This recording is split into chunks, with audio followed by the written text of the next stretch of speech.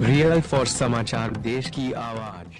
Jammu Kashmir breaking. राष्ट्र की सुरक्षा की बात लगातार केंद्र सरकार करती रही है, लेकिन राष्ट्र की सुरक्षा के लिए सबसे बड़ा योगदान जम्मू कश्मीर पुलिस में तैनात जो एसपीओ हैं वो भी करते रहे हैं। नेताओं की भी सुरक्षा रखते रहे हैं। आतंकवाद विरोधी जो अभियान है उसमें भी सम्मिलित होते रहे हैं और उसमें कहीं न कहीं शहीद भी होते रहे हैं। कंपल्सेशन का क्या, आगे जो उनका परिवार है उनकी सुरक्षा का क्या, बहुत सारे सवाल है। पिछले काफी सालों से सेवा सिंह बाली अकेले चल रहे हैं और उनके लिए एक ढाल बन रही है। चाहे केंद्र सरकार हो या जम्मू कश्मीर का प्रशासन हो, हर एक दरवाजे को खटखटाया गया है, सिर्फ इसलिए कि जम्मू कश्मीर पुलिस में तैनात जो एसपीओ हैं उनके साथ इंसाफ हो सके। हाल ही में एक बार दिल्ली का फिर से दौरा करके आए हैं। प्रधानमंत्री नरेंद्र मोदी के दरवाजे को भी खटखटाया गया है। मनोज सिन्हा उपराज्यपाल हैं, उनको भी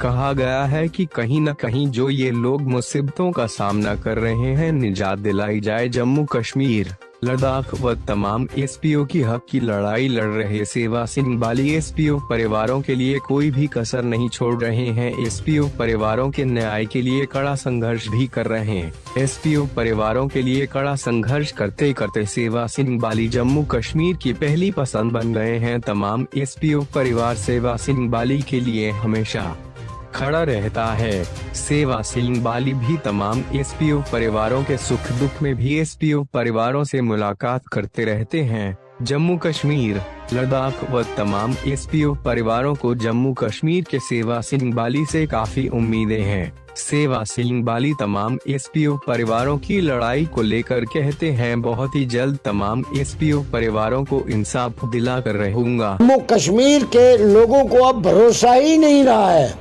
किसी के बयान के ऊपर, क्योंकि बयानबाजी के लिए अब जम्मू कश्मीर के नेता जो है एक नंबर में, अगर कोई उनको बयानबाजी के लिए नंबर मार्किंग दी जाएगी तो उसमें एक नंबर उनको मिलेगा। मतलब सबसे ज्यादा बयानबाजी करने वाले लीडर जो है जम्मू कश्मीर के हैं। मगर मैं ये कहना चाहता हूँ कि अगर कुछ ऐसा करेंगे तो पूरा जम्मू कश्मीर के 35,000 एसपीओ और उनका परिवार और सबसे पहले सेवा सिंह बाली होम मिनिस्टर ऑफ इंडिया और प्राइम मिनिस्टर ऑफ इंडिया को सल्यूट करेगा, क्योंकि ये लोग डिजर्व करते हैं। जो शख्स हमारे देश के लिए, हमारे जम्मू कश्मीर के लिए, हमारे लोगों के लिए, सुरक्षा के लिए, रक्षा के लिए अपनी जानें तक नशावर कर रहे हैं और वो मात्र 200 रुपये पर डे ले रहे हैं। तो मेरा यही मानना है कि जिस दिन इस नाइंसाफी को ख़त्म किया जाएगा उस दिन मेरी ज़िंदगी का सबसे बड़ा खुशी का। दिल्ली में एक प्रेस कॉन्फ्रेंस में कहा था कि क्रेडिट कोई भी नेता ले ले, मगर मैं कहता हूं कि कम से कम काम तो करे वो। इतना क्रेडिट तो मैं जरूर लेना चाहूंगा कि याद तो मैंने ही कराया ना उनको। मगर एक बात मैं जरूर बताऊंगा, जीत हमेशा सच्चाई की होती है। टाइम जरूर लगता है मगर जीत सच्चाई की होती है, अच्छाई की होती है और इंसानियत की होती है। मैं कहता हूं कि एसपीओ को इंसाफ मिलना चाहिए।